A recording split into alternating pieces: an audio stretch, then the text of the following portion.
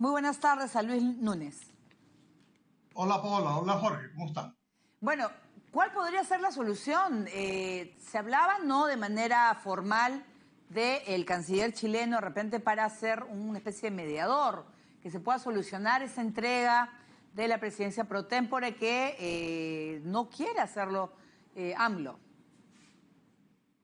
Sin embargo, tengo entendido que el canciller chileno ayer también respaldó a AMLO y a Petro, con lo cual queda descalificado para esa posición de mediador, porque los mediadores tienen que ser neutrales y no exponer puntos de vista parciales. Así que estamos en un punto muerto, ni avanzamos ni atrasamos. Un poco lo que está pasando con los 400 o 500 migrantes que están entre la frontera, entre Chile y Perú, ni avanzan para un lado ni avanzan para otro. Bueno, el presidente AMLO es un hombre que efectivamente es un populista.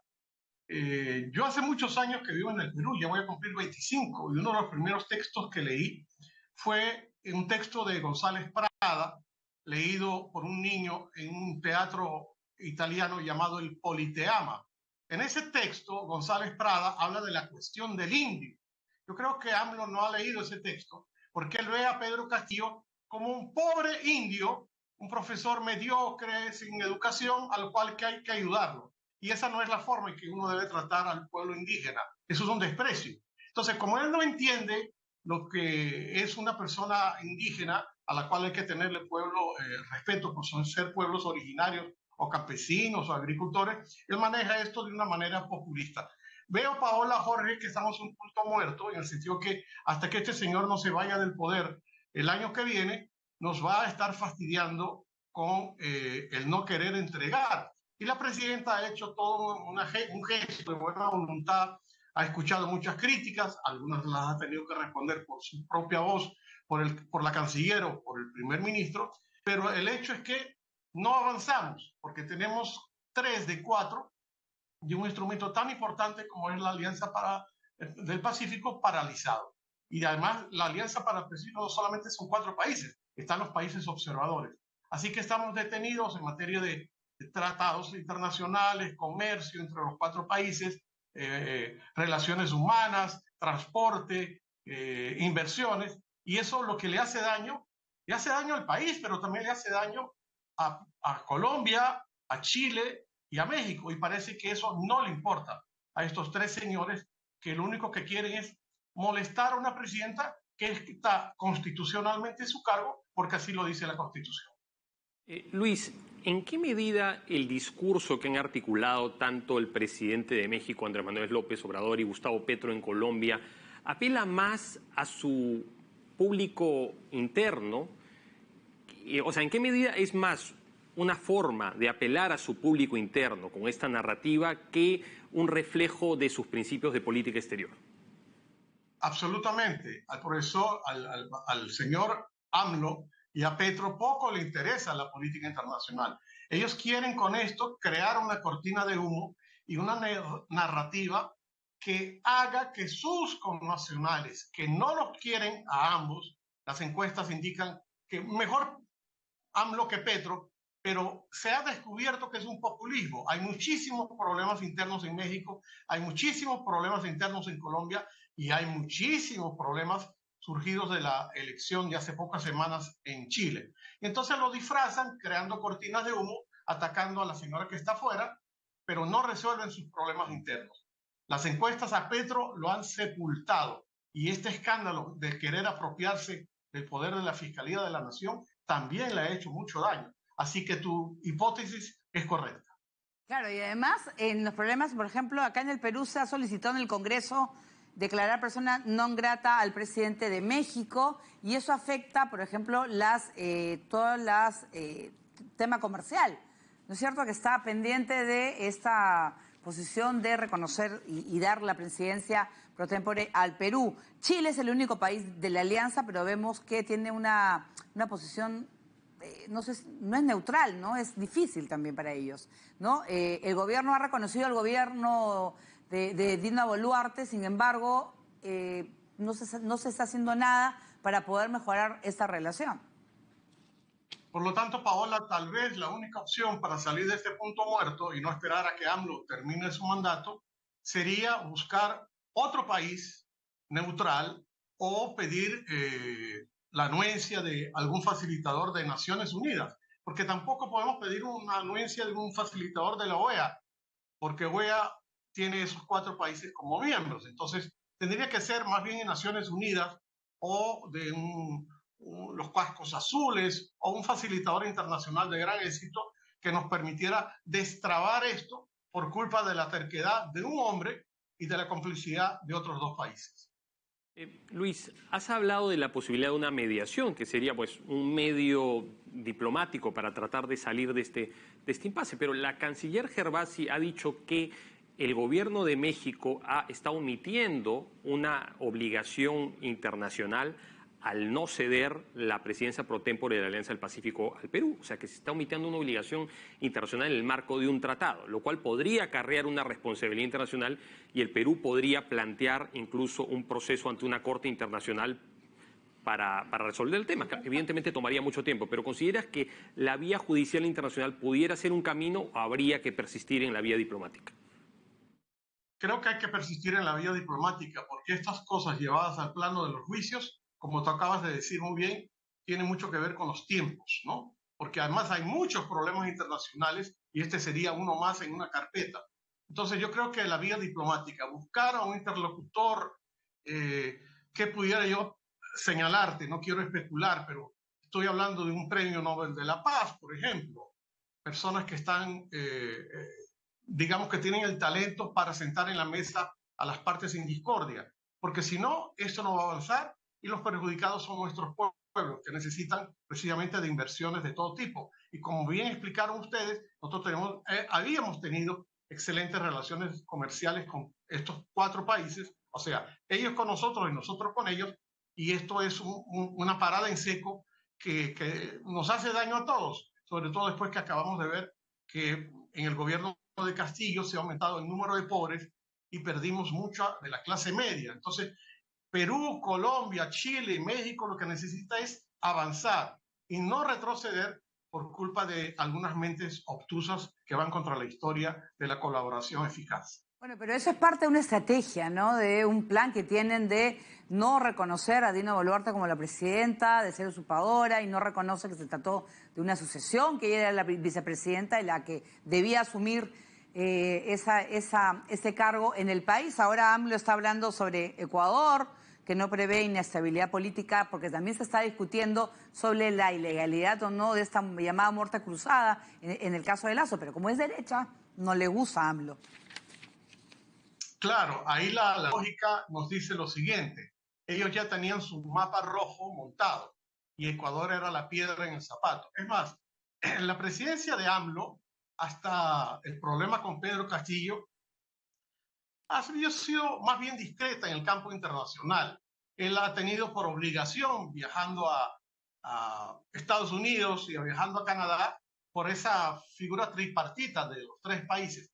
Pero AMLO no es un hombre que le gustan las relaciones internacionales, no es un hombre viajadero como fue Chávez o como ha sido Lula o como han sido otros dirigentes internacionales. Siempre se concentró hacia adentro. Pero ahorita le dio por atacar y ver que a lo mejor ya falta poco para su mandato y quiere empezar a viajar. Me parece equivocado decir que lo de Ecuador ayer fue una cuestión que está fuera de ley. Perdón, está amparado en el artículo 148 de la ley. Hay 3 criterios que el presidente podía aplicar para disolver el Congreso y disolverse él mismo como Poder Ejecutivo. Por eso se llama muerte cruzada. Y él aplicó el tercero, que tenía que ver con la conmoción generalizada y la crisis política que tiene el país. Inventaron una excusa más, que es un juicio sobre peculado. Él mismo ha declarado ayer y hoy que es la 3ª o 4ª vez que tratan de darle un juicio político. Más de 300 veces sus ministros han ido al Congreso. En realidad, Paola Jorge, desde el primer día que él llegó, con la minoría parlamentaria que tenía y una mayoría de la oposición, donde, por cierto, no podemos ocultar la figura del fantasma, expresidente Correa Callejita, desde Bélgica, inhabilitado por varios años, el presidente Lazo la tenía muy difícil. Tuvo que invocar lo que tenía que hacer, que no tiene nada que ver con un golpe de Estado, porque varias gente del Grupo de Puebla y del socialismo del siglo XXI ha tratado de decir, miren, entonces esto también fue un golpe de Estado. No, golpe de Estado se dio el 7 de diciembre. Lo que hizo el presidente ayer fue seguir un ramo constitucional con el apoyo de las Fuerzas Armadas y la CIA. Luis, poniendo un poco en perspectiva esta situación, ¿no? La posición que ha tenido el gobierno de México de cara a crisis en países como Venezuela o Nicaragua es bastante distinta de la posición que ha tenido en torno a la situación en el Perú, ¿no? Aquí básicamente ha caracterizado la situación como un golpe de Estado en la que se ha sacado del poder a un presidente legítimamente elegido, omitiendo, como tú bien has dicho, el hecho de que se intentó hacer un golpe de Estado, ¿no? Entonces, ¿qué explica este doble rasero? Decir, en el caso de Nicaragua nosotros no nos vamos a pronunciar porque queremos ser parte de la solución, y en el caso de Venezuela, bueno, queremos facilitar las negociaciones entre la oposición y el régimen de Maduro, y que en el caso del Perú no se tenga ninguna buena voluntad ni ninguna capacidad de interlocución y de tratar de solucionar el problema por la vía diplomática. Las personas que manejan el doble rasero quedan inhabilitadas éticamente y moralmente para sentar posiciones, porque no puede ser que yo disculpe lo que hacen los dictadores de Venezuela y de Nicaragua y al caso peruano le dé otra mirada, una mirada benévola a un señor que nos dio un golpe de Estado a todos, y todo quedó grabado, que es lo más increíble. No sé si sus asesores le han dicho, ¿usted ha visto el video del 7 de diciembre o no lo quiere ver? ¿O qué hace la señora ex primera dama del Perú, refugiada en México, casualmente? O sea, ese presidente no tiene moral para hablar de estos temas. Y los que lo han seguido tampoco, ni Petro ni Boric, porque tienen sus propios anticuchos que resolver, pero crean la cortina de humo que es perfecta para distraer la atención. No, claro, pero también hay una posibilidad, y habló Lula de una reunión de presidentes para el 30 de mayo, de una reunión más informal. ¿Eso con las circunstancias sería imposible? Porque si se va a ir Maduro, Dina Boluarte, se va a reunir con Petro, ¿va a ser posible cuando no le reconoce? Es una buena intención. El presidente Lula, estos primeros meses, a partir del 1 de enero que tomó el mando, ha estado primero resolviendo su casa interna, porque el presidente saliente, Bolsonaro, le dejó muchos problemas internos, entre ellas la toma del palacio. Pero ahorita quiere tener una mirada internacional que de paso siempre ha tenido, porque él es un hombre que sí ha tenido viajes y acaba de hacer un viaje importantísimo a Europa y a Asia. Tiene una vocación internacional, a pesar que está a las antípodas de mis preferencias políticas. Pero me parece bien, tal vez él pudiera tratar de colaborar con eso. Pero tenemos este problema de que la presidenta no puede viajar si el Congreso no le da la autorización a esto que ella presentó junto al primer ministro de esta cuestión remota. Eso no sé si va a resolverse antes del 30 de mayo, pero habría que ver si Lula consigue convencer a AMLO, a Petro y a Boric que asistan a esa reunión, y que de repente si la presidenta puede asistir, tenga la caballerosidad de reunirse, no solamente porque es una dama, sino porque es la presidenta legítima del Perú. Luis, han habido reiteradas expresiones de parte de los presidentes de Colombia y de México con respecto a la situación política del Perú, lo cual, bueno, en derecho internacional pues se podría hablar de una intromisión en asuntos internos, en tanto estos aspectos atañen al dominio reservado del Estado peruano. ¿Tú consideras que hay una interferencia en los asuntos internos del Perú? Y si la hubiera, ¿qué mecanismos diplomáticos crees que se puedan activar? Porque ya se han retirado los embajadores, el nivel de interlocución está a nivel de encargados de negocios. ¿Qué más se podría hacer tratando de preservar esas relaciones y de no romper relaciones diplomáticas?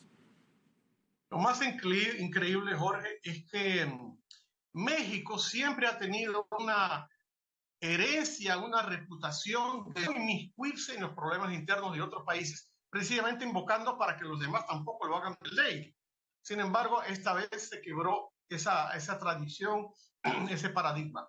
Si tú me preguntas como internacionalista, yo diría que sí. Hay una intervención descarada en esas intervenciones. Y lamentablemente el gobierno peruano ha hecho lo que ha podido, ha retirado los embajadores, pero no puede terminar por cerrar las embajadas y cortar las relaciones, porque hay un gran intercambio humano de hermanos de esos países acá y de nosotros en esos países. Entonces se ha hecho lo que se ha podido. Por eso yo creo que, en resumen, deberíamos buscar una facilitación internacional, porque si no, esto va a seguir un punto muerto hasta que el señor entregue su mandato.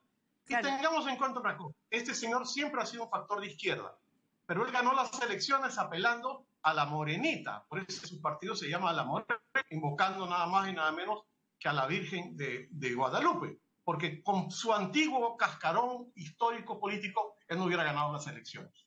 Luis, y además está el tema de la migración que debe tratarse en Sudamérica, ¿no? También en América Latina, lo que ha pasado en la frontera con Chile, se hablaba de un corredor humanitario que no se dio. Entonces es un tema pendiente que deben hablar los presidentes. ¿Qué hacer con los venezolanos, los haitianos y esta corriente pues, que se da en todo el continente? Y son personas que también tampoco no es tenerlas en la frontera para ver qué pasa, sino hay que llegar a una solución. Y sobre todo la gente que nos está viendo y nos está oyendo por TV Perú sabe que detrás de cada migrante hay una historia humana, una familia agregada o desunida porque están por todo el continente. Y eso parece que no le importa a estos mandatarios, que lo único que quieren es el ego, el figuritismo y pensar más en crear estas cortinas de humo que resolver los problemas internos que los tienen y bastantes. Muy bien, muchas gracias pues a Luis Núñez, él es internacionalista que ha estado pues y didáctico, ¿no? Hemos hablado prácticamente de todo. Muchas gracias por estar en Geomundo. Muchas gracias.